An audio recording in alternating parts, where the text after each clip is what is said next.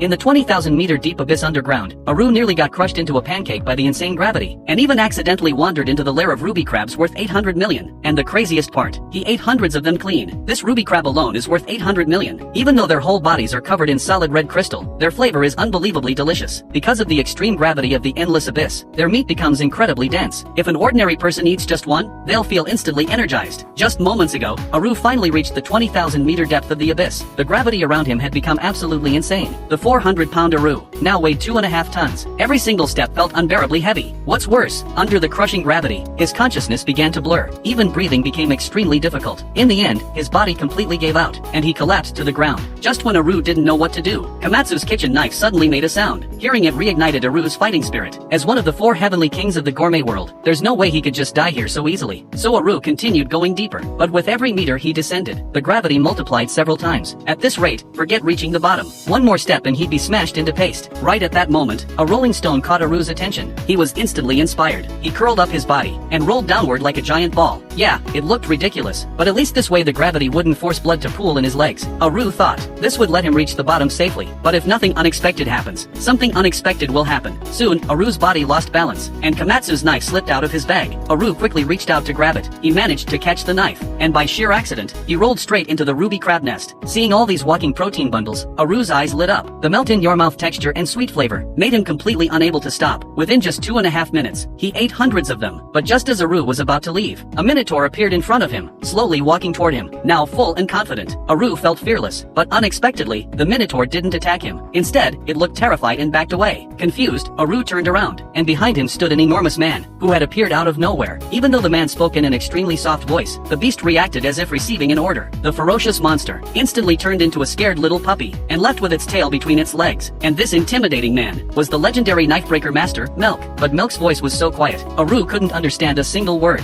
Meanwhile, Komatsu had just woken from sleep, and found Milk too taking a shower. Komatsu wanted to make him a late-night snack, but when he brought the food over, he accidentally walked into an awkward scene he never expected. That Milk 2, the knifebreaker's successor, was actually a stunning woman. But Milk 2 wasn't angry at all. Instead, she started telling Komatsu about her past. It turned out, she was an adopted daughter Milk found in the mountains. Although she called herself Milk 2, her master never taught her any skills. Every technique she learned was self-taught. Afterward, she apologized to Komatsu. She thought he'd be angry about being deceived, but Komatsu told her the truth. He believed Milk 2 was the real knifebreaker master. Hearing this moved her deeply. At the same time, Aru had finally found Milk, but Milk's tiny voice made it impossible for him to understand anything. While Aru was confused, the minotaur suddenly returned, holding a small stone in its hand. Milk took the amplifying stone and spoke a sentence to Aru. This time, Aru finally understood. Milk wanted him to follow him to his workshop. The group continued forward, and before long, they reached a cave. What Aru saw next left him completely stunned.